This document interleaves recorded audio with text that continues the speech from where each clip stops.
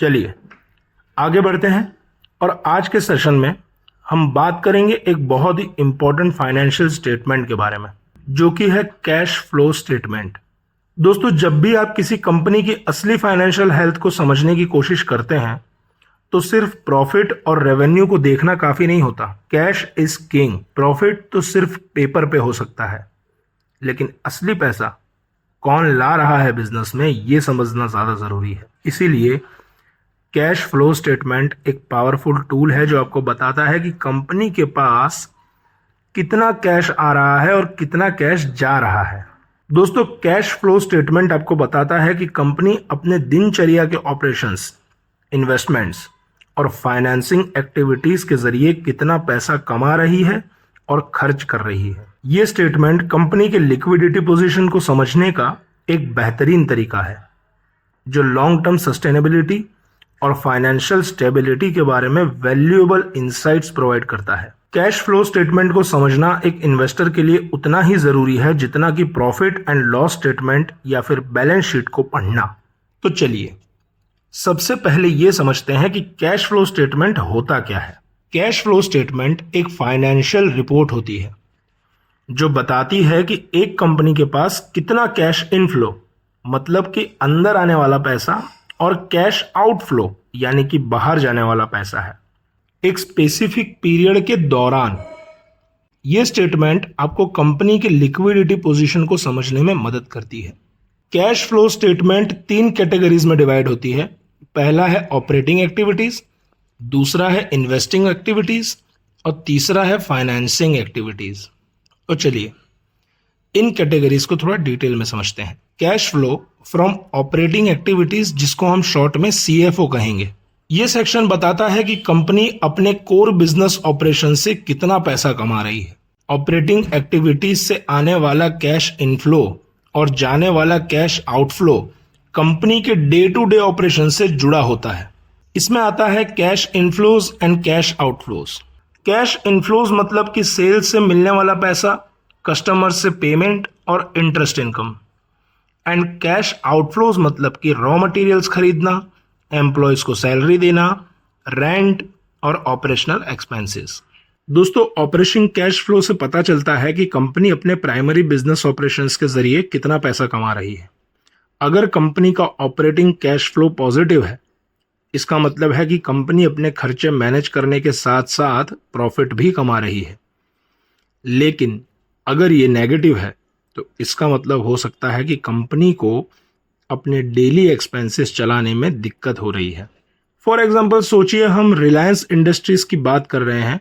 Reliance industries जो India की सबसे बड़ी कॉन्ग्लोमेरेटस में से एक है, अपने पेट्रोकेमिकल, रिफाइनिंग और रिटेल बिजनेस के जरिए मेजर रेवेन्यू जनरेट करती है।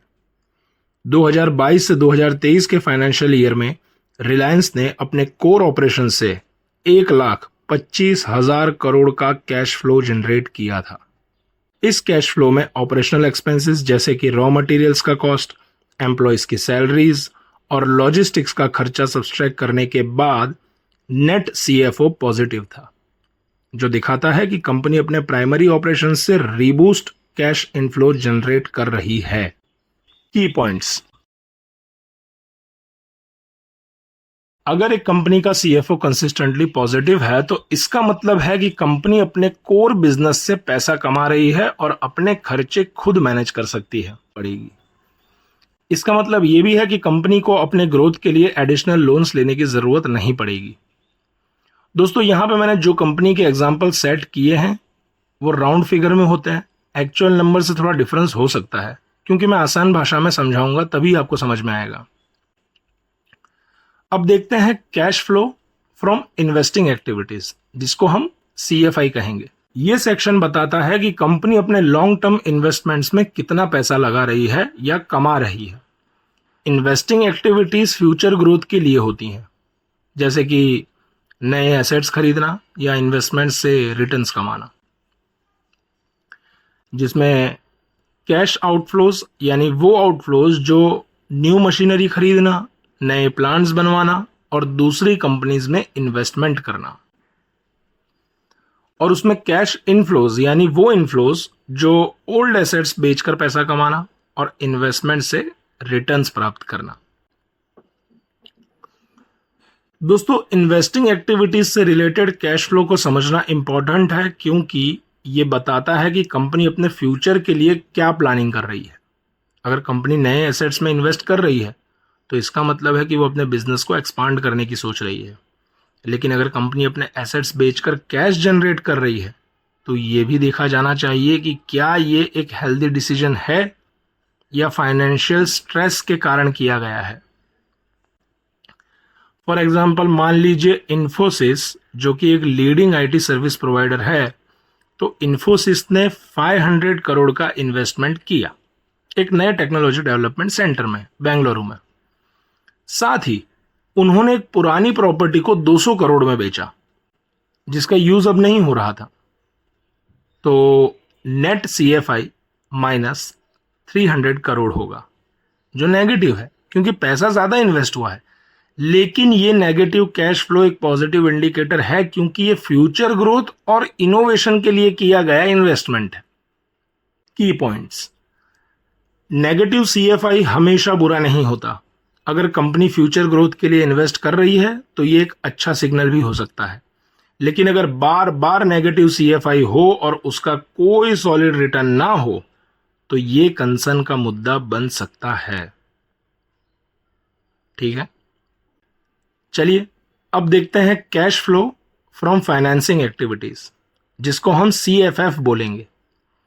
ये सेक्शन बताता है कि कंपनी ने पैसा कैसे रेज किया या अपने इन्वेस्टर्स को कैसे पैसा वापस दिया। फाइनेंसिंग एक्टिविटीज में कंपनी लोन्स लेती है, शेयर्स इशू करती है या इन्वेस्टर्स को डिविडेंड देती है। जिसमें कैश इनफ्लोज दर्शाता है कि लोन्स लेना, न्यू शेयर्स इशू करना या बॉन्ड्स बेचना, और कैश आउटफ्लो दर्शाता है कि लोन्स का रीपेमेंट, डिविडेंड्स देना और शेयर्स बायबैक करना। फाइनेंसिंग एक्टिविटीज से आने वाला कैश फ्लो बताता है कि कंपनी अपने ऑपरेशंस के लिए पैसा कैसे रेज करती है और अपने इन्वेस्टर्स को कैसे रिवॉर्ड करती है। अगर कंपनी कंसिस्टेंटली लोन्स ले रही है तो इसका मतलब हो सकता है कि कंपनी को अपने ऑपरेशंस चलाने के लिए एक्सटर्नल फंडिंग की जरूरत है, जो कि एक रिस्क फैक्टर हो सकता है। फॉर एग्जाम्पल, अगर हम टाटा मोटर्स की बात करें तो 2021 से 2022 में उन्होंने अपने इलेक्ट्रिक व्हीकल सेगमेंट को एक्सपांड करने के लिए 7,500 करोड़ का फंड रेजिंग किया थ्रू इक्विटी इन्फ्यूजन। साथ ही उन्होंने 2,000 करोड़ का लोन रीपे किया और 500 करोड़ का डिविडेंड डिक्लेयर किया अपने शेयर होल्डर्स के लिए। तो नेट CFF 5,000 करोड़ होगा। यह दिखाता है कि टाटा मोटर्स ग्रोथ और एक्सपांशन के लिए कैपिटल रेज कर रही है, लेकिन अपने एग्जिस्टिंग डेब्ट को भी रिस्पॉन्सिबली मैनेज कर रही है। की पॉइंट्स: अगर कंपनी बहुत ज्यादा लोन ले रही है तो इन्वेस्टर्स को केयरफुल रहना चाहिए, क्योंकि ज्यादा डेब्ट फ्यूचर में फाइनेंशियल बर्डन बढ़ा सकता है। लेकिन अगर कंपनी रिस्पॉन्सिबली अपना डेब्ट मैनेज कर रही है तो यह ग्रोथ का इंडिकेशन भी हो सकता है। तो अब देखते हैं फाइनल कैश पोजीशन। तीनों सेक्शन का टोटल मिला के पता चलता है कि कंपनी के पास पीरियड के एंड में कितना कैश बचा है। यह फाइनल कैश पोजीशन आपको एक क्लियर पिक्चर देती है कि कंपनी फाइनेंशियली कितनी स्ट्रांग है।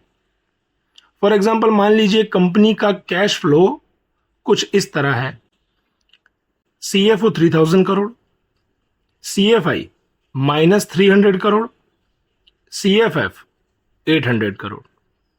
तो net cash flow is equal to 3,000 minus 300 plus 800 is equal to 3,500 crore. अगर कंपनी के पास पीरियड के शुरू में 1,000 करोड़ कैश था तो अब टोटल 4,500 करोड़ कैश है। यह दिखाता है कि कंपनी अपने ऑपरेशंस के जरिए पैसा कमा रही है और अपने फ्यूचर के लिए भी इन्वेस्ट कर रही है। अब देखते हैं कि why is cash flow statement important. Cash flow statement एक इन्वेस्टर के लिए क्यों इंपॉर्टेंट है? सबसे पहले यह आपको बताता है कि कंपनी के पास डेली खर्चे और इमरजेंसीज के लिए कितना पैसा है। दूसरा, यह डेब्ट रिस्क को समझने में मदद करता है कि कंपनी कितना पैसा लोन्स लेने और रीपे करने में लगा रही है। तीसरा, ये कंपनी के ग्रोथ पोटेंशियल को दिखाता है कि क्या कंपनी अपने ग्रोथ के लिए इन्वेस्ट कर रही है या नहीं। फॉर एग्जाम्पल, अगर एक कंपनी पेपर पे प्रॉफिट दिखा रही है लेकिन कैश फ्लो नेगेटिव है, तो वो कंपनी फ्यूचर में कैश क्रंच फेस कर सकती है।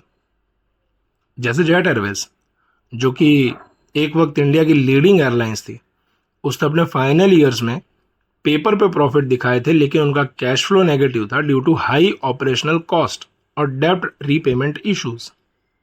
कैश फ्लो की कमी के कारण ही उन्हें इवेंचुअली बैंकरप्सी डिक्लेयर करनी पड़ी। इसीलिए सिर्फ प्रॉफिट दिखाना काफी नहीं होता दोस्तों, कैश फ्लो हमेशा चेक करना चाहिए। कैश फ्लो स्टेटमेंट से आप ये भी समझ सकते हैं कि कंपनी अपने शॉर्ट टर्म और लॉन्ग टर्म ऑब्लिगेशन को फुलफिल करने के लिए कितनी प्रिपेयर्ड है। ये एक ट्रांसपेरेंट पिक्चर देता है कि कंपनी के पास कितना एक्चुअल पैसा अवेलेबल है, जो कि उनके ऑपरेशंस को स्मूथ चलाने में मदद करता है।